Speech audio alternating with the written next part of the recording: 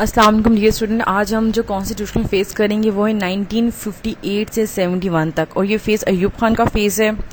इसमें हम डिफरेंट के प्रोग्राम स्टडी करेंगे, उसने जो रिफॉर्म्स इंट्रोड्यूस करवाई उसको देखेंगे। जैसे हमने पिछली स्लाइड्स में देखा कि पाकिस्तान में पॉलिटिकल स्टेबिलिटी बहुत ज़्यादा थी, कॉन्स्टिट्यूशन मेकिंग में भी बहुत ज़्यादा इश्यूज़ थे। मोहम्मद अयूब खान ने सिकंदर मिर्ज़ा गवर्नमेंट अक्टूबर 1958 में डिस्पोज कर दी, ख़त्म कर दी। पाकिस्तान ने फर्स्ट मार्शल लॉ इम्पोज किया। अपनी जो ये मार्शल लॉ का जो एक्शन था उसको जस्टिफाई किया ऑन वेरियस ग्राउंड, जिसमें सबसे पहले आता है पाकिस्तान में पॉलिटिकल इंस्टेबिलिटी या पॉलिटिकल कॉन्फ्लिक्ट।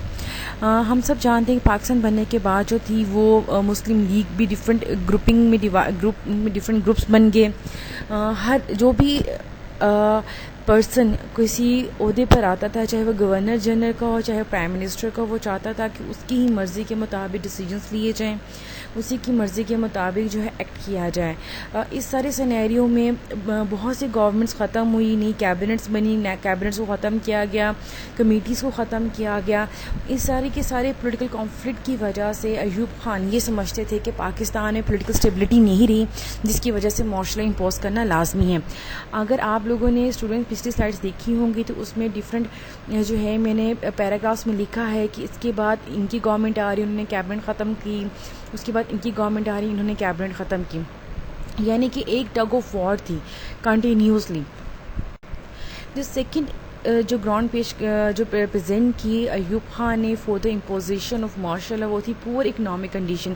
डेफिनेटली जब आपकी कंट्री में पॉलिटिकल इंस्टेबिलिटी होगी तो वो ऑटोमेटिकली लीड कर जाएगी इकनॉमिक इंस्टेबिलिटी पर। जब पॉलिटिकल स्टेबिलिटी ही नहीं होगी तो इकनॉमिक पॉलिसीज़ कौन बनाएगा, इकनॉमिक साउंड कैसे रहेगी। कोई लीडर ऐसा नहीं था जिसने इकनॉमिक एक्टिविटीज़ के लिए इकनॉमिक सिचुएशन के ऊपर जो है वो फोकस किया। पाकिस्तान में फूड शॉर्टेज बहुत ज़्यादा हो गई थी, कहत बहुत ज़्यादा हो गई थी, गरीब जो थी उसकी सिचुएशन बहुत ज़्यादा ख़राब थी। थर्ड जो ग्राउंड अयूब खान ने पेश की वो थी lack of political leadership. As I told you before and earlier कि कायदे आज़म की डेथ के बाद स्पेशली लियाकत अली खान, हुसैन शहीद सरवर्दी, उन जैसे लोगों से कंट्री जो है वो कंट्रोल में नहीं हुई। They are failed in developing और building the national unity among the people और solve the problem of the people. Liaquat Quaid-e Azam he was only the leader in Pakistan जिनकी सॉरी बेटा यहाँ पर मैं आपको बताती हूँ, यहाँ पे डेथ ऑफ कायदे आज़म आना है, ये आप यहाँ पे इसको देख लीजिएगा, डेथ आना है, डेथ नहीं आना, यानी कि लैक ऑफ पॉलिटिकल स्टेबिलिटी में डेथ ऑफ कायदे आज़म आना है। अच्छा, अब मैं आपको ये बता रही थी कायदे आज़म की डेथ के बाद जितने भी लीडर्स आए वो उनके अंदर कोई क्रिज्मा नहीं था, और ना ही वो इतने फॉर साइटेडनेस थे कि वो कायदे आज़म की तरह कोई ऐसे साउंड पॉलिसी दे सकते हैं या लोगों के अंदर जो है ना यूनिटी डेवलप कर सकते हैं। तो लैक ऑफ पॉलिटिकल लीडरशिप ने भी एक पाथ वेव किया for the imposition of martial law. Smuggling, nepotism, ये पाकिस्तान 1947 में बना। Soon after establishment of new state, nepotism, इनकी फेवरेटिज्म बहुत ज़्यादा हो गई थी। यानी कि अगर आपने किसी बंदे को कहीं अपॉइंट करवाना है तो वो आपका उसमें रेफरेंस फेवरेटिज्म, अनड्यू प्रिविलेजेस लोगों को दिए जाने लगे। लोगों के इश्यूज़ को हल करने के बजाय जितने भी लीडर्स थे उन सब ने अपने स्टेटस को या अपने आप को ज़्यादा स्टेबल करने की कोशिश की एज़ कम्पेयर टू पीपल। उन्होंने अपनी स्टैंडर्ड को, अपनी चीज़ों को ज़्यादा जो है वो अपग्रेड किया। रोल ऑफ ब्यूरोक्रेसी जो है वो बहुत इंपॉर्टेंट होती है किसी भी कंट्री में की वर्किंग के लिए। ब्यूरोक्रेसी बेटा एक ऐसा ब्रांच ऑफ गवर्नमेंट है जो आपकी पॉलिसीज़ को इम्प्लीमेंट करते हैं। ये एजुकेटेड क्लास होती है और ये किसी भी कंट्री का बैकबोन हुआ करती है।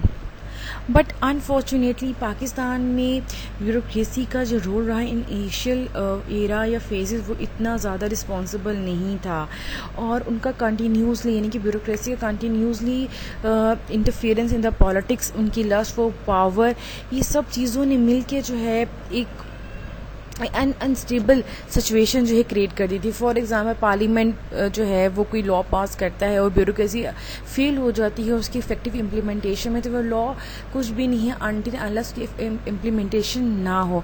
तो इम्प्लीमेंटेशन ब्यूरोक्रेसी नहीं करवाना, लेकिन अगर इसके ऑपोजिटली ब्यूरोक्रेसी जो है वो बहुत ज़्यादा इन्वॉल्व हो पावर गेम में, अपना काम छोड़ के जो है वो डिफरेंट जो है वो कॉन्स्पिरेंसीज और चीज़ों का हिस्सा हो जाए, तो इट्स मीन कि वो अपना काम करना भूल गई है और वो कंट्री के लिए ऑटोमेटिकली सेटबैक है।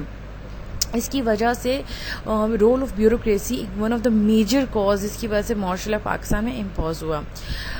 अच्छा, उसके बाद अयूब खान पॉलिटिक्स, पॉलिटिशियन हुआ involve in putting leg of each other, so there was a political instability country. In these circumstances governor general Mohammad included Ayub Khan as a defense minister in the cabinet and it create uncertainty, means कि एक अयूब खान एक military man था, he has nothing to do with the politics। लेकिन गुलाम मोहम्मद ने क्या किया, governor general गुलाम मोहम्मद ने क्या किया कि एक मिलिट्री मैन को एक पॉलिटिकल पोजीशन दे दी। उन्होंने इनको अपने कैबिनेट में इंक्लूड किया, उनको डिफेंस मिनिस्टर बना दिया, जो कि अनकॉन्स्टिट्यूशनल था। पाकिस्तान में अभी जो है वो कॉन्स्टिट्यूशन बना था, 1956 का कॉन्स्टिट्यूशन चल रहा है, यानी कि आपको मैं उसकी बैकग्राउंड बता रही हूँ, वो कौन कौन से इश्यूज थे, स्टेप थे जिसकी वजह से पाकिस्तानी मार्शल लगा। लेकिन एक डेमोक्रेटिक वे, एक डेमोक्रेटिक गवर्नमेंट है, उसमें आप किसी मिलिट्री मैन को कोई पॉलिटिकल पोजीशन नहीं दे सकते। लेकिन गुलाम मोहम्मद ने क्या किया, एक मिलिट्री मैन को जो है पॉलिटिकल पोजीशन के डिफेंस मिनिस्टर की सीट दी, जिसकी वजह से कंट्री में मजीद अनरेस्ट आ गया, एक अनसर्टेनिटी आ गई, लोग ज़्यादा परेशान हो गए कि ये ऐसा एक्ट, ये ऐसा क्यों किया गया। प्रोविंशियल इश्यूज बहुत ज़्यादा थे, जो प्रोविंशियल थे वो अनअवेयर थे रिगार्डिंग देयर ड्यूटीज़, उनको नहीं पता था उनके पास कौन कौन सी रिस्पॉन्सिबिलिटीज़ हैं, उनको ये नहीं पता था कि उनके पास कौन कौन से टास्क है जिन्होंने परफॉर्म करने हैं। पाकिस्तान में 4 सूबे हैं, चारों के चारों जो है ethnically, language wise, culture wise एक दूसरे से डिफरेंट है। इनकी रिप्रेजेंटेशन कैसी होनी है, इनको इम्पोर्टेंस कैसी दी जाएगी नेशनल इश्यूज़ में, ये सब चीज़ें जो थी एक क्रियोस क्रिएट कर रही थी स्टेट के अंदर। अगेन जो मोस्ट इम्पॉर्टेंट पॉलिटिकल इंस्टेबिलिटी, देखो 6 कैबिनेट बनी 1953 से 58 तक। Political by two governor instability and failure of parliamentary system result in political crisis. आप 1953 से 58 जब 6 कैबिनेट्स बने, 2 गवर्नर जनरल्स बने, बार बार प्राइम मिनिस्टर चेंज हो, तो इट्स मीन कि आपके मुल्क में पॉलिटिकल इंस्टेबिलिटी है। और अल्टीमेटली इन सब चीज़ों ने मिलकर पाकिस्तान में क्या लगाया, फर्स्ट मार्शल लॉ लगाया। मोस्ट इम्पॉर्टेंट जो चीज़ थी वो है इलेक्शन। इलेक्शन या टूल्स के थ्रू अपने रिप्रेजेंटेटिव को इलेक्ट करते हैं आप। इनको जो है रिप्रेजेंटेटिव कौन होता है, वो आपके जो एस्पिरेशंस होता है उसके अकॉर्डिंगली होता है कि आप इस बंदे को अपना रिप्रेजेंटेटिव देखना चाहते हैं, पार्लियामेंट में देखना चाहते हैं। लेकिन 1947 से टिल नाउ अब तक कोई इलेक्शन ही नहीं हो पाए। तो मोड ऑफ इलेक्शन क्या होगा, वो क्या तरीकाकार होगा जिसमें इलेक्शंस जो है वो कंडक्ट करवाए जाएंगे। इनके फर्स्ट 11 ईयर्स में पाकिस्तान में इलेक्शंस नहीं हुए। जब तक इलेक्शन नहीं होगा इसका मतलब ये है कि आप डेमोक्रेटिक वे में चढ़े ही नहीं, यानी कि डेमोक्रेसी आपसे अभी बहुत दूर है। तो ये एक लोग बहुत ज़्यादा डिसअपॉइंट हो गए थे कि अभी तक इलेक्शंस क्यों नहीं हो रहे, हम कब अपने जो है अपनी पसंद का बंदा या लोगों को जो है पार्लियामेंट में भेजेंगे। आफ्टरवर्ड अयूब खान ने जो चीज़ इंट्रोड्यूस करवाई, यानी कि जब उन्होंने मार्शल लॉ इम्पोज कर दिया, अब अपने आप को उन्होंने जस्टिफाई तो करना अपनी पोजीशन को। उन्होंने सबसे फर्स्ट चीज़ जो इंट्रोड्यूस करवाई वो था बेसिक डेमोक्रेसी सिस्टम, यानी कि BD सिस्टम 1960 में। और इसी सिस्टम के थ्रू उन्होंने अपने आप को इलेक्ट भी करवाया और अपनी पोजीशन को पाकिस्तान में फर्स्ट मार्शल एडमिनिस्ट्रेटर जो है वो जस्टिफाई भी किया। अच्छा, अब ये BD सिस्टम क्या था, मैं आपको सादी उर्दू ज़ुबान में समझाती चलिए। BD सिस्टम ये था, जनरल इलेक्शंस में ये होता है ना कि हम जाते हैं नेशनल असम्बली के लिए वोट डालते हैं, प्रोविजनल असम्बली के लिए वोट डालते हैं। लेकिन अयूब खान ने जैसे मार्शल लॉ इम्पोज किया, पॉलिटिकल पार्टीज़ को बैन कर दिया, फर्स्ट कॉन्स्टिट्यूशन ख़त्म कर दिया। इट्स मीन कि अब मुल्क में इलेक्शंस नहीं हो सकते क्योंकि पॉलिटिकल पार्टीज़ बैन थी। अयूब खान ने क्या किया, अयूब खान ने कहा कि ऐसा करते हैं कि एक इलेक्टोरल कॉलेज बनाते हैं, ठीक है, जैसे कि आपकी यूनिवर्सिटी इस तरह का एक कॉलेज बनाते हैं और उस कॉलेज में 80,000 पीपल होंगे, ठीक है, 80,000 लोग होंगे। वो 80,000 लोग कहाँ से आएंगे, वो 80,000 लोगों को आम आवाम इलेक्ट करेगी, अपनी गली मोहल्लों से, अपनी कॉन्स्टिट्यूंसी से, अपने हल्के से जो है वो इलेक्ट करेगी। वो 80,000 इलेक्ट होके आएंगे और वो 80,000 लोग जो हैं आगे प्रेसिडेंट की इलेक्शन के लिए वोट कास्ट करेंगे। ये सिस्टम आज भी अमेरिका में है कि पहले लोग जो है लोअर लेवल पे इलेक्ट करते हैं लोगों को, और वो जो लोअर लेवल के जो इलेक्टेड लोग होते हैं वो आगे प्रेसिडेंट को जो है वो इलेक्ट करते हैं। सिमिलर सिस्टम जो है वो अयूब खान ने इंट्रोड्यूस करा। उन्होंने कहा कि हम एक कॉलेज बनाते हैं जिसमें 80,000 पीपल होंगे, जिसको बेसिक डेमोक्रेट्स कहेंगे, और ये लोग जो है आगे प्रेसिडेंट को जो है ना इलेक्ट करेंगे।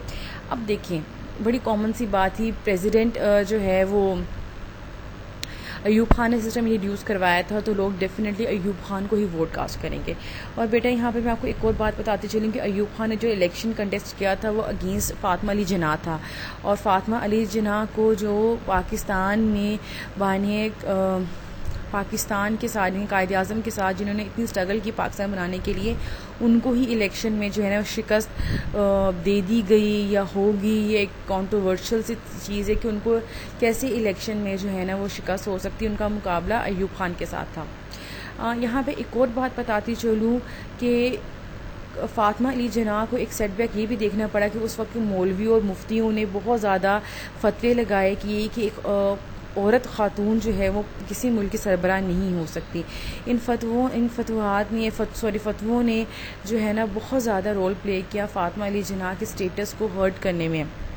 बैक टू द लेक्चर, ये सारी बातें आपकी जनरल नॉलेज के लिए कि आपको पता होना चाहिए that you are the citizen of Pakistan, तो आपको पाकिस्तान की हिस्ट्री इन डेप्थ पता होनी चाहिए।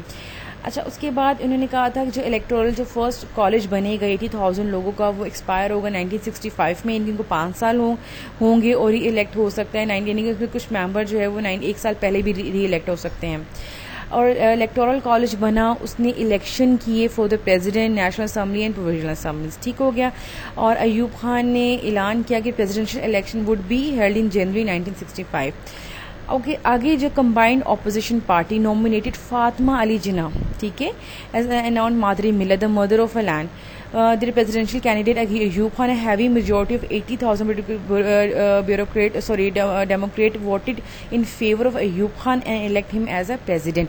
जो बात मैंने आपको पहले बताई उर्दू में, यही 4th पॉइंट में लिखी हुई है कि ऑपोजिशन ने फातिमा अली जिन्ना को नॉमिनेट किया एज ए कैंडिडेट, लेकिन वो 80,000 लोग जो थे, जो लोग इलेक्ट किए थे लोगों ने, उन्होंने किसको वोट डाला?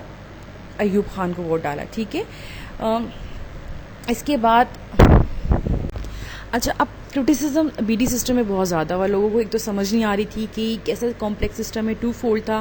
पहले आपको जो है बेसिक डेमोक्रेट्स यानी कि 80,000 लोगों को इलेक्ट करना, उन्होंने फिर आगे से इलेक्शंस करने हैं।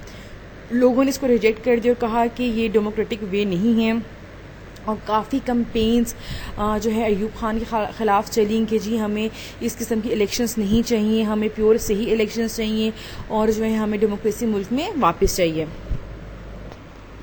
एक और इम्पोर्टेंट इवेंट जो अयूब खान के एरा में हुआ था वो था 1965 की इंडो-पाक वॉर, और पाकिस्तान ने बड़ी बहादुरी से इंडिया का मुकाबला किया। इसको स्टार्ट तो इनिशियली चाइना ने किया था 1962 में, उसके बाद दोबारा 1965 में पाकिस्तान ने इंडिया के साथ वॉर की, और इसकी डिस्प्यूटेड जो टेरिटरीज़ है कश्मीर की और रन ऑफ कच्छ की, उसके ऊपर हुई।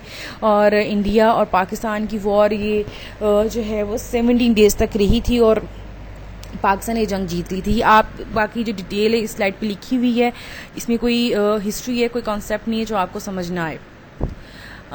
Ayub Khan also give second 5-year development plan, जो बहुत कामयाब रहा, जो बहुत ही कामयाबी से जो है पाकिस्तान में इम्प्लीमेंट हुआ। पाकिस्तान में इकोनॉमिक डेवलपमेंट बहुत ज़्यादा हुई during the Ayub Khan era, और इवन कि वर्ल्ड बैंक ये कहता था कि अगर पाकिस्तान इस तरह से तरक्की करता रहा तो Pakistan would be a super power, next super power. अगर हम इसमें एक्सपेंडिचर देखें तो अयूब खान ने अलॉट किया था 23 बिलियन, ताकि वो अपनी जो सेकेंड 5-year प्लान है उसको जो है वो अचीव कर सके, जिसमें से 12.4 बिलियन जो है वो पब्लिक सेक्टर में, 3.8 बिलियन जो है semi private sector, public sector में, और 6.5 बिलियन प्राइवेट सेक्टर में उन्होंने किया था। और इसमें इकोनॉमिक ग्रोथ बहुत ज़्यादा थी, जिसमें नेशनल ग्रोथ नेशनल NGI जो है वो एक्सीड कर गई थी 30%, हमारी एक्सपोर्ट 70% एक्सीड कर गई थी, इंडस्ट्रियल सेक्टर की जो ग्रोथ है वो 40% थी, और एग्रीकल्चर की जो ग्रोथ थी वो 50% थी, मोर देन। तो ये एक गोल्डन एरा था in the term of economic development. Ayub Khan के एरा में जो देखा, ये बहुत कामयाब प्लान गया था। अगर हम 3rd year प्लान की बात करें तो ये नो डाउन बहुत अच्छा था। इसमें भी बड़ी ज़्यादा 9.5 एक्सपेक्टेड इंपोर्ट, और हर चीज़ बहुत ज़्यादा जो है वो रिमार्केबल चल रही थी। लेकिन सेटबैक ये हुआ कि पाकिस्तान ने जब 3rd year डेवलपमेंट प्लान आया तो साथ ही इंडो पाक वॉर स्टार्ट होगी, हमारी फॉरेन एड डिक्रीज़ होगी, हमारी एग्रीकल्चर आउटपुट इतना अच्छा नहीं रहा, हमारे इंटरनल अफेयर इतने अच्छे नहीं रहे। जैसे पाकिस्तान ने वॉर में जंप किया तो लोग जो है वो बहुत ज़्यादा डिस्टर्ब हो गए, पॉलिटिकली भी, इकोनॉमिकली भी। तो इन सब चीज़ों ने मिलके 3rd year प्लान को इतना जो है सक्सेसफुल नहीं होने दिया। अगर हम एंड ऑफ टेन्योर की बात करें तो अयूब खान का ओवरऑल इकोनॉमिक डेवलपमेंट बहुत ज़्यादा थी, लेकिन पॉलिटिकल इंस्टेबिलिटी या पॉलिटिकल अनरेस्ट बहुत ज़्यादा थी, क्योंकि तमाम पॉलिटिकल पार्टीज़ को बैन कर दिया गया था। इंडिविजुअल के बेस पे जो इलेक्शन किए गए थे। फातिमा अली जिन्ना का इंसिडेंट लोगों के सामने थे। लोग ये चाहते थे कि डेमोक्रेसी वापस आए और लोगों ने बाकायदा एक मैस मूवमेंट स्टार्ट किया। अच्छा, मोस्ट इम्पॉर्टेंटली जो कॉन्स्टिट्यूशन जो अयूब खान ने दिया था उसमें तमाम के तमाम पावर जो थी वो अपने पास रखी थी। ईस्ट पाकिस्तान में भी बहुत ज़्यादा जो थी वो पॉलिटिकल अनरेस्ट था कि क्या सिचुएशन है, तमाम पावर प्रेसिडेंट के पास है, प्रोविंशियल ऑटोनॉमी नहीं है, प्रोविंसेस को कोई पावर नहीं दी गई, जिसकी वजह से एक बाकायदा मैस मूवमेंट जो है एग्रेसिव मैस मूवमेंट स्टार्ट हुई कि अयूब खान के जो टेन्योर है या उनका जो टर्म है उनको ख़त्म किया जाए और मुल्क में डेमोक्रेटिक रूल्स एंड रेगुलेशन को इम्प्लीमेंट किया जाए। इसके पेश नज़र अयूब खान ने जो मुल्क का कंट्रोल था जनरल याहिया को दे दिया और मुल्क में एक तरह से सेकेंड मार्शल लॉ इम्पोज हो गया। जी स्टूडेंट, जो आपकी प्रेजेंटेशन असाइनमेंट है वो कॉन्स्टिट्यूशन ऑफ 1962 पर है, टाइप्ड होनी चाहिए। असाइनमेंट और प्रेजेंटेशन इसी टॉपिक पर है। लेंथ आप ही डिपेंड करता है टोटली कि असाइनमेंट की कितनी हो। प्रेजेंटेशन वो अगेन पावर पॉइंट में विद वॉइस ओवर, और लेकिन जो इसकी अपडेट जो आपने जो अपलोड करना है इसको आपने LMS पे करना है और नेक्स्ट फ्राइडे तक टाइम है। और जो पिछली आपकी जो है असाइनमेंट और प्रेजेंटेशन जो है पेंडिंग है वो भी आप LMS पे ही करेंगे। इसके अलावा आपने ना ईमेल करनी है ना मुझे इजी क्लास पे सेंड करनी है। और आई होप कि आपको ये लेक्चर भी समझ आया होगा। Thank you.